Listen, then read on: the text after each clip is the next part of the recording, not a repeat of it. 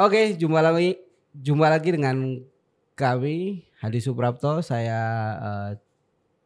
Chief Content dari Haluan Media Group. Jumpa lagi di obrolan anak muda Obama.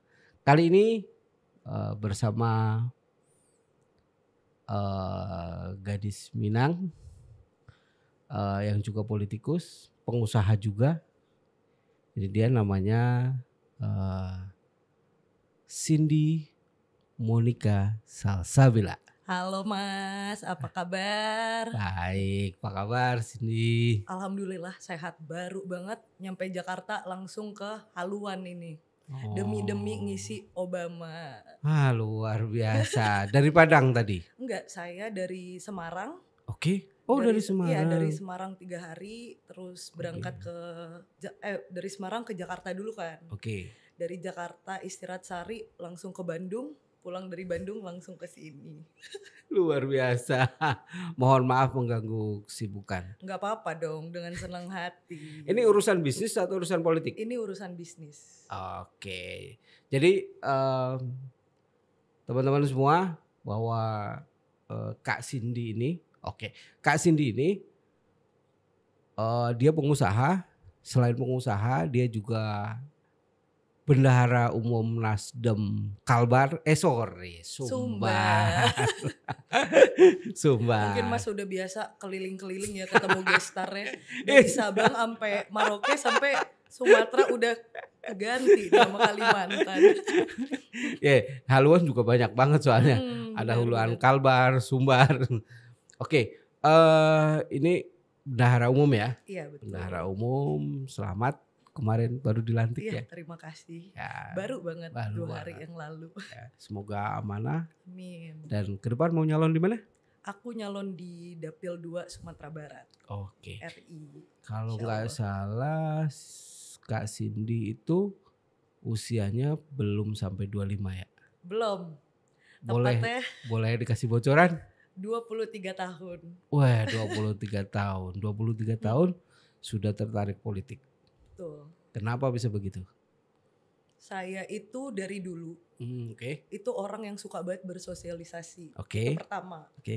Terus udah mulai bisnis ini back. Kenapa politik ya? Karena ini berkaitan menurut saya. Saya itu mulai bisnis sebenarnya, mulai ngikut-ngikut papa itu dari masih zaman sekolah. Papa itu usaha ya? Iya usaha. Jadi saya di SMA dan kuliah itu udah mulai ikut bisnis. Udah mulai duluan lah dibanding yang lain. Abis itu tamat kuliah. Tamat kuliah itu pertama kali saya disuruh tekunin bisnis itu di beton. Oke. Ya kelar dari tekunin di beton, saya buka tambak udang Faname di Pariaman. Oke. Cuma saya punya ambisi di bisnis itu adalah gue ini pengen ngumpulin uang banyak itu untuk siapa sih? Untuk diri gue sendiri, untuk ngebanggain orang tua, untuk nanti nge-fulfill biaya sekolah anak segala macam. No, I want bigger than that. Oke. Jadi dari dulu pun kalau ditanya waktu kecil ya, cita-cita saya itu apa? Saya nggak pernah spesifik. Saya pengen jadi pembisnis ini itu seperti papa saya, nggak. Saya cuman selalu bilang saya itu pengen punya uang banyak, biar bisa bantu orang banyak. Kasih. Jadi awalnya dari situ dulu. Oke. Papa terjun ke politik tidak? Tidak. Sama sekali. Ibu? Di keluarga saya itu nggak ada satupun yang ada background politiknya sebenarnya. Oke. Kenapa kira-kira papa tiba-tiba mengizinkan anaknya yang baru lulus dan baru menjalankan bisnis tiba-tiba yang kena masuk ke dunia politik itu Cindy yang izin atau papa yang nyuruh? Papa yang mengarahkan, bukan papa. Nyuruh. Oke, mengarahkan. Mengarahkannya pertimbangannya ini. Saya itu aku sendiri itu sering banget jadi relawan. Oh, oke. Ada gempa segala macam, turun langsung ke lapangan. Tiap minggu sama teman-teman Mhm. ngumpulin donasi, Mhm. dan donasi itu memang dulu kan aku belum ikut organisasi. Mhm. Jadi sama teman kuliah itu donasi ya udah nodong WA satu-satu. Orang tua, teman arisan orang tua itu kita tiap minggu itu Oke. kasih Jumat berkah. Oh. Terus bulan puasa juga sama teman-teman kuliah bagi-bagi sembako dan lain-lain. Jadi dari sana kayaknya papa lihat nih anak saya ini kayaknya memang apa ya, kuat, kemasyarakatannya kuat lah. Sampai Oke. di satu titik dia ngomong, kamu senang di organisasi, kamu juga suka berinteraksi dengan masyarakat banyak. Gimana kamu mau nggak kalau misalnya aku arahkan kamu untuk masuk ke politik, sehingga kamu dengan menggunakan tools politik itu bisa membantu orang lebih banyak lagi. Saya bilang, awal itu saya masih idealis banget, enggak lah, nggak perlu menurut saya ngebantu orang itu dengan jalur politik. Masih banyak jalur lain menurut saya. Papa saya bilang, enggak, saya juga tahu soal itu. Dia ngomong, saya mengarahkan kamu di politik ini bukan untuk profesi kamu mencari duit di sini. Kalau kamu memang mau masuk politik, dia bilang, gunakanlah memang politik itu untuk memberikan kebaikan seperti yang sebelum kamu tanpa politik pun udah kamu lakuin. Papa ngomong gitu. Papa keren juga ya. Asik ya. Karena poin yang ditekankan papa itu at the end adalah kalau mau nyari duit nggak usah di politik, di bisnis aja tuh kamu juga udah jadi pebisnis kan, kayak gitu sih. Oke. Kenapa memilih Nasdem? Boleh tahu alasannya? Nasdem instead of banyak partai ya. Iya dong, ya kan? Betul. Kalau Nasdem itu saya tertarik karena memang di dalamnya itu banyak anak muda. Dengan julukan yang restorasi itu, saya merasakan memang bahwa partai ini adalah partai yang menjual gagasannya. Buktinya gampang banget, Mas. Saya belum ada basic politik, saya pemain baru di politik, saya masih muda, diberikan jabatan yang luar biasa besar loh oleh Nasdem. Betul ya. Dengan itu menunjukkan Nasdem ini sangat mendukung perempuan dan anak muda untuk berkarir di politik. Pernah kepikir dulu sebelumnya ke partai lain? Nggak ada sih. Bendahara umum sekarang ya? Betul. Bendahara umum. Tugas berat untuk di Sumbar ya? Lumayan. Tapi balik lagi karena saya semua ngejalaninnya sesuai passion ya. Kalau misalnya teman-teman organisasi itu tahu, Mas. Saya di organisasi rata-rata jadi bendahara. Kalau ada acara bendahara OC. Jadi emang udah ini sehari-hari lah. Oke. Rencana maju di mana? Di Dapil 2 Sumatera Barat. Dapil 2 itu mencakup Pariaman, 8 kota kabupaten. Pariaman, Padang Pariaman, Agam, Pasaman, Pasaman Barat, Bukit Tinggi, Payakumbuh dan 50 kota. Lumayan juga ya wilayahnya. Agam terutama ya, yang besar. Oke, semoga nanti ini lancar. Amin.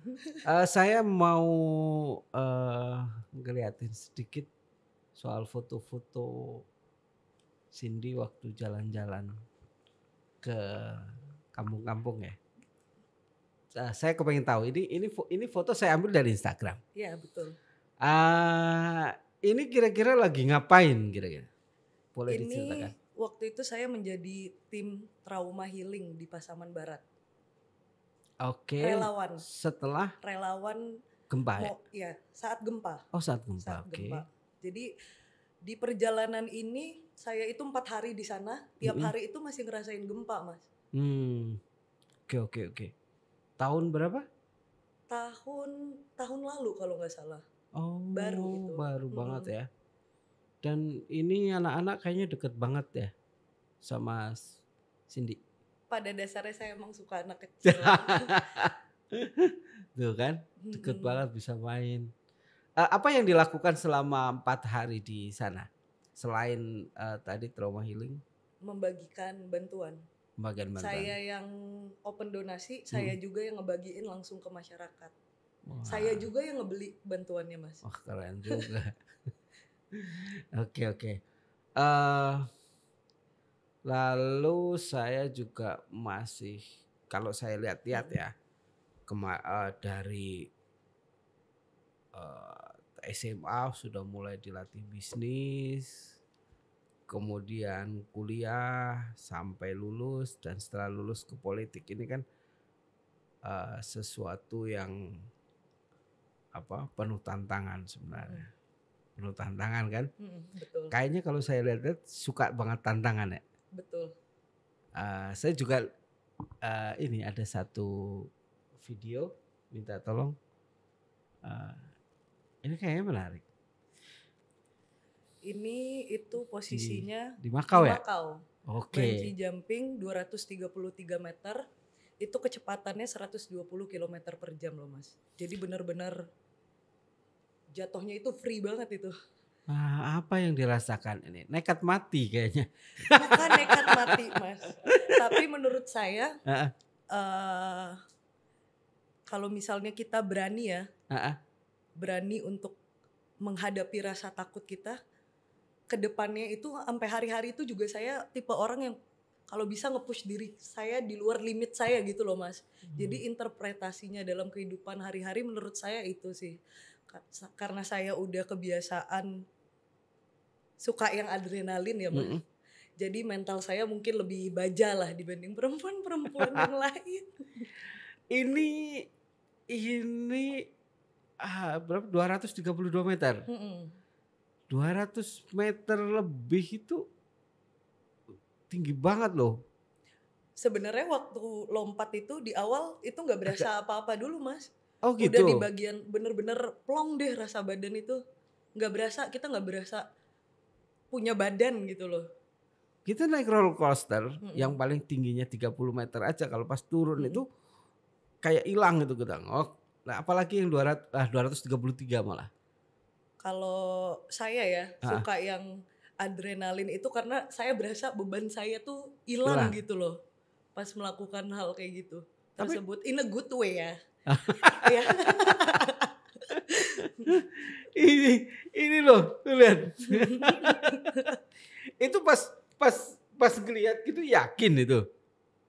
Pas jujur aja kita itu sebelum turun instruksinya memang kaki kita setengah itu nggak boleh nggak boleh ada di nggak di pijakannya lantai. setengah itu udah harus ke sana. Yang bikin saya berani tahu nggak Mas? Gue udah bayar mahal-mahal tiket ke sini untuk bungee jumping ini, udahlah nggak usah nanggung-nanggung, loncat aja kayak gitu. Dan loncatnya 2 kali ya? 2 kali. Itu dalam waktu dekat berarti? Iya, abis ke bawah saya naik lagi, loncat lagi. Dan itu bawa GoPro. GoPro ya? 1 di tangan. Yang kedua,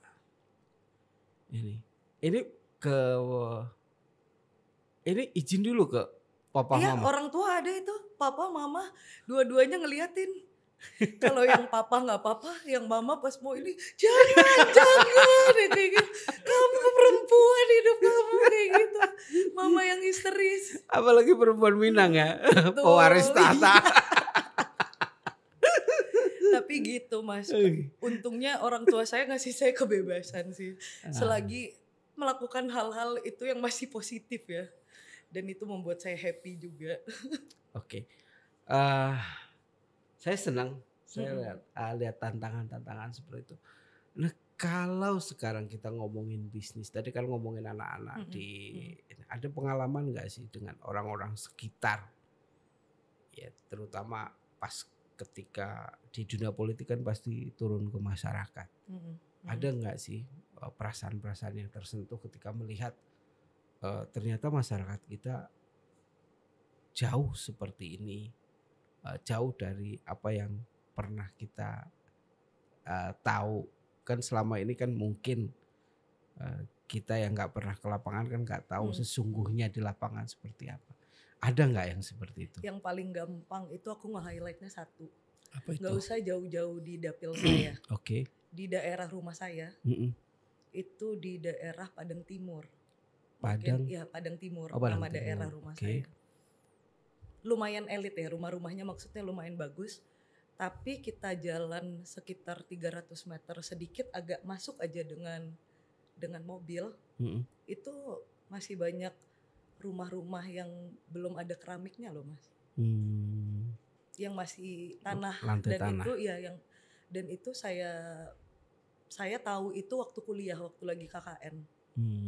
Itu salah satu stimulan saya juga sih sebenarnya. Masih ada rumah itu benar-benar nggak ada tembok, jadi ditutup semua sama seng.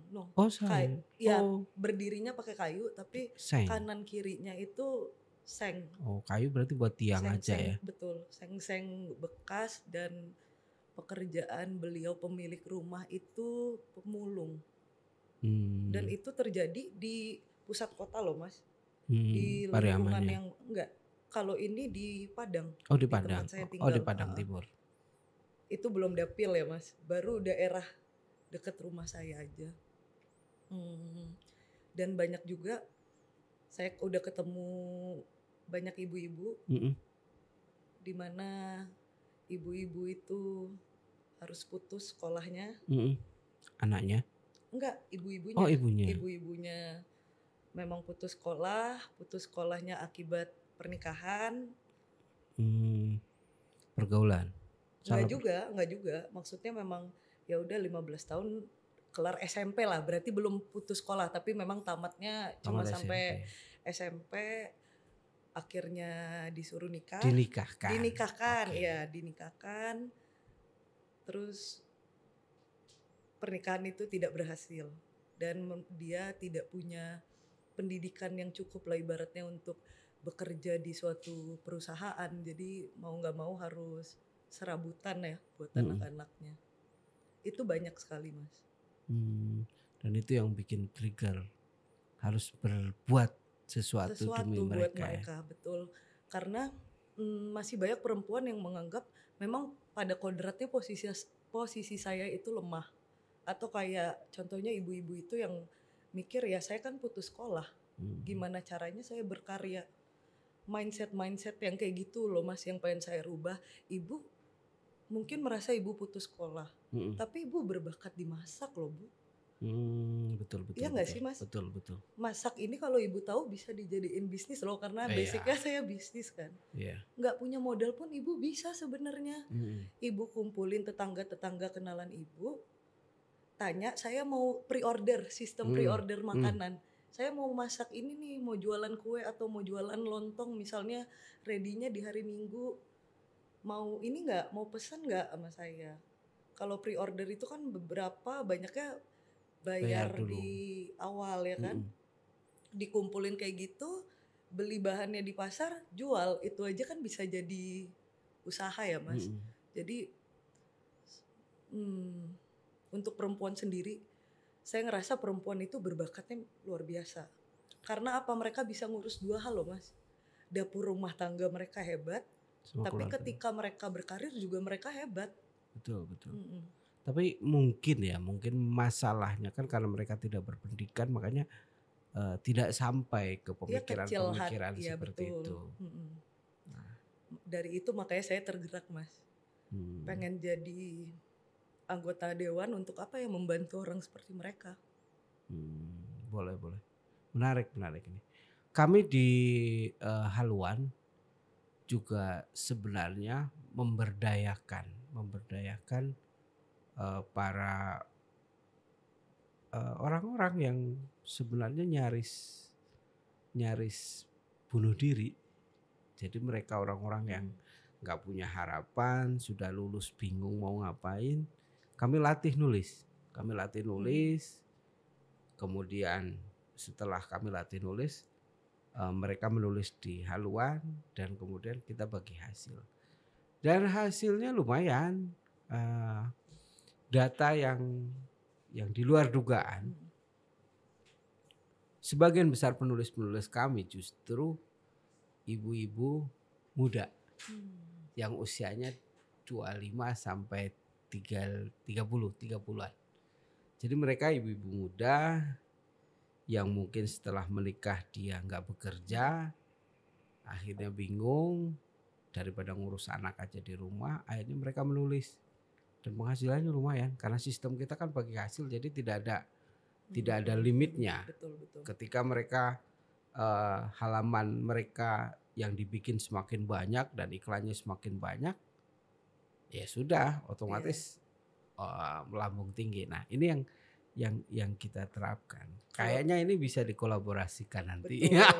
Dan dari sana ya Mas, dari cerita saya atau dari cerita Mas, hal yang saya tangkap adalah mereka itu hanya perlu dibimbing dan perlu wadah. Haluan itu kan sebagai wadah mereka. Betul. Lalu wadah itulah yang membantu untuk menyalurkan bakat mereka. Nah, betul. Oke, sekarang balik ke bisnis. Oke. Udang. Sudah berapa lama main udang? Saya main udang itu belum lama. Kalau dalam hitungan budidaya baru 2 siklus. 2 siklus berapa bulan? 6 bulan. 6 sampai 8 bulan. Udang kayak apa yang diiniin? Itu udang faname namanya Mas. Oh, udang faname. Itu saya nggak tahu juga. Secara itu dia bahasa awamnya udang putih. Oh, udang putih. Itu ekspor? Tidak. Kalau untuk lokal. Sumatera Barat sendiri yang ini semoga dapat didorong juga. Untuk Sumatera Barat sendiri itu distribusi udang masih lokal. Belum ada yang ekspor. Oke. Ya nanti suatu saat mudah-mudahan bisa ekspor. Semoga bisa dibantu untuk dibikinkan cold storage dan yang lain-lain. Oh iya juga. Harus cold storage ya. Betul. Dan itu kan dan memang. Ada semoga suatu saat ada investor yang mau bikin pabrik pengolahan udang kan. Iya. Jadi betul. Semakin maju lah komoditas. Ini perikanan di Sumatera Barat. Kenapa tiba-tiba udang dari beton loh ya? Dari beton. Dari beton tiba-tiba kok ke udang, itu kan jauh banget. Kalau beton ke perumahan oke lah. Iya betul. Itu idenya dari mana? Idenya adalah saya pertama kali itu karena saya nonton webinar tentang blue economy. Wah, saya udah lupa banget itu kapan. Terus saya lihat oh iya ya sayang banget. Daerah Sumatera Barat ini rata-rata pesisir semua. Betul. Itu pertama. Terus yang kedua, beton ini kerasa banget dampaknya waktu COVID. Saya butuh satu usaha yang sustain terus dan yang relay sama ya sesuatu komoditas pangan lah Mas. Kan kita butuh terus ya asupan makanan. Terus saya lihat yang pertama Sumatera Barat itu daerah pesisir. Terus yang kedua memang tren udang ini lagi luar biasa Mas. Menggencarkan produksi udang di Indonesia kalau bisa dalam 2050 ya. 2025 kalau nggak salah 2025 atau 2050 tingkat produksi udang ini harus 50% dari yang sekarang. Jadi memang pasarnya udang itu lagi besar banget untuk di daerah kita terutama di Sumatera Barat. Itu bentuknya tambak ya? Tambak betul. Tambak. Berapa karyawan kalau boleh tahu? Berapa karyawan? Ya segitulah Mas. Cukup banyak membantu masyarakat lokal karena karyawannya saya ngambil masyarakat di daerah sana semua Mas. Itu yang salah satu yang bikin dapat penghargaan dari Asia Award ya. Waktu itu. Nah, itu gimana ceritanya itu? Karena apa dapat award itu? Waktu itu saya posisinya lagi di Batam, tiba-tiba di WhatsApp, kamu masuk nominasi sebagai Women Leader of Indonesia, kalau nggak salah namanya gitu. Saya bingung dong, loh kok bisa gitu kan? Ya karakter penilaiannya adalah melihat Mbak yang umurnya 23 tahun udah bisa memimpin beberapa perusahaan, organisasinya juga, dan juga sebagai waktu itu masih wakil bendahara di partai. Itu saya kaget loh Mas, karena di award itu banyak banget perempuan-perempuan yang hebat Mas. Salah satunya itu wakil gubernur Kepri, wali kota Semarang. Jadi saya sebagai anak muda tiba-tiba menang award itu juga ya motivasi lah buat saya. Iya, betul. Semoga suatu saat saya bisa mungkin compete lah sama orang-orang yang udah dapat penghargaan sama dengan saya gitu ya. Itu kan tadi ngomongin politik, Mm-mm. bisnis, sosial itu kan semuanya butuh waktu. Gimana manage waktu? Kapan mainnya? Biasanya ada-ada aja sih Mas. Nggak mungkin kan ya biasanya nggak mungkin dalam 7 hari itu full kerja terus kan. Paling adalah waktu 1 hari dalam seminggu itu yang emang saya luangkan untuk istirahat dan main. Main. Mm-mm. Jalan-jalan kemana biasanya kalau lagi liburan santai? Saya malah lebih banyak mainnya itu sambil kerja sih Mas. Oh ya? Mm-mm. Contohnya? Contohnya harus ngurus tender di Lombok. Oke, Saya jalan-jalan selesaikan sekalian. pekerjaan itu dalam 2 hari, habis itu jalan-jalan 3 hari. Suka kuliner juga? Kuliner suka. Ke Semarang kemarin nyobain apa? Ke Semarang kemarin ayam goreng, apa ya namanya itu? Saya kemarin ke Semarang untuk urusan tambak udang sih, studi banding. Oh. Jadi Oh iya, nggak di sana terlalu banyak banyak. kulineran. Ha-ha. Di sana udang sama bandeng. Betul. Bandeng. Oke lah, mudah-mudahan sukses ke Terima depan. kasih. Sangat menginspiratif. Jadi dari sini kita bisa ambil pelajaran bahwa secepat mungkin kita bisa mengatur semuanya, dan anak muda tidak perlu menyanyiakan waktu. Jadi waktu harus diatur betul-betul ya. Jadi Optimalkan dengan baik. Betul. Harus Jadi, dengan sangat baik. Karena muda ini kita punya energi untuk bisa melakukan segalanya, betul. Mas. Dan fasilitas orang tua sebenarnya bukan segalanya kan. Betul. Yang paling penting kemauan kan. Iya. Oke, terima kasih. Terima kasih Cindy sudah Mas, berkunjung ke Jakarta. Semoga kita semua sukses, Cindy juga sukses, dan sampai ketemu lagi di episode berikutnya. Terima kasih. Terima kasih Mas. Terima kasih kembali.